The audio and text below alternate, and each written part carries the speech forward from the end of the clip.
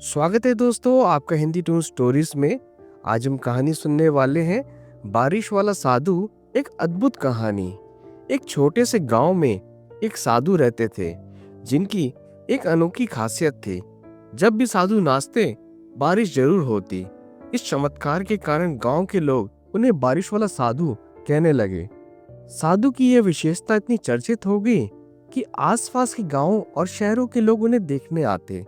साधु का व्यक्तित्व जितना सरल था, उनकी बातें उतनी ही गहरी होती थी। गांव वालों के लिए साधु किसी चमत्कारी से कम नहीं थे।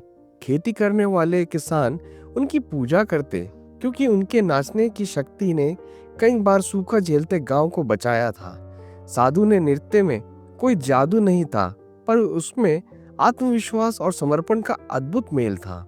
एक दिन शहर से 4 युवक गांव घूमने आए। वे तेज तर्रार बड़े शहर के माहौल में पड़े बड़े और खुद को बहुत होशियार समझते थे। गांव वालों से जब उन्होंने साधु के बारे में सुना तो वे हंसने लगे। एक ने मजाक में कहा, बारिश कराने के लिए नाचने की बात कोई कैसे मान सकता है? यह तो बेवकूफी है।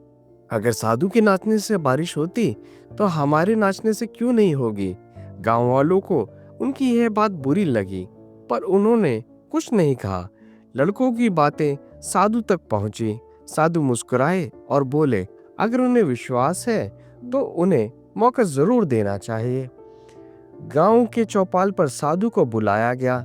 लड़कों ने साधु को चुनौती दी, अगर आपके नाचने से बारिश होती है तो हम भी नाचकर बारिश लाएंगे। इससे अगर आपके नाचने से बारिश होती है तो हम भी नाचकर बारिश लाएंगे। इसमें इतना बड़ा क्या है? साधु ने धैर्यपूर्वक जवाब दिया, आप कोशिश कर सकते हैं, लेकिन याद रखना, नाच में सिर्फ शरीर का नहीं, मन और आत्मा का भी नृत्य होना चाहिए। पहला लड़का मंच पर गया और जोर जोर से नाचने लगा। आधे घंटे बाद वह थक कर बैठ गया और आसमान साफ ही रहा। फिर दूसरा लड़का उठा और पूरे जोश से नाचने लगा।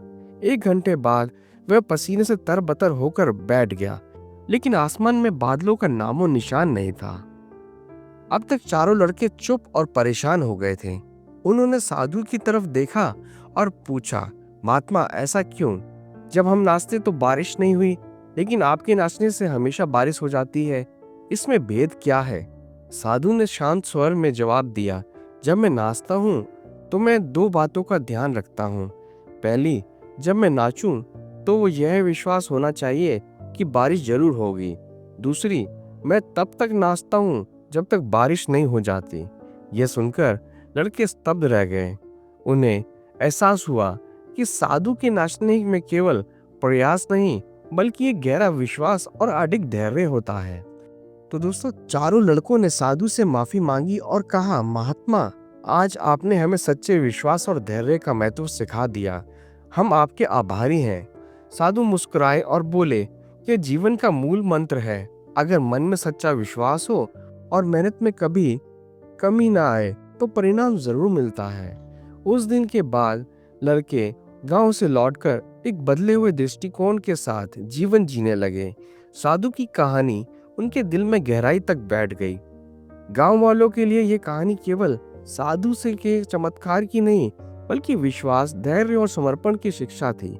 तो दोस्तों, ये कहानी हमें सिखाती है कि सच्ची सफलता के लिए केवल प्रयास काफी नहीं है।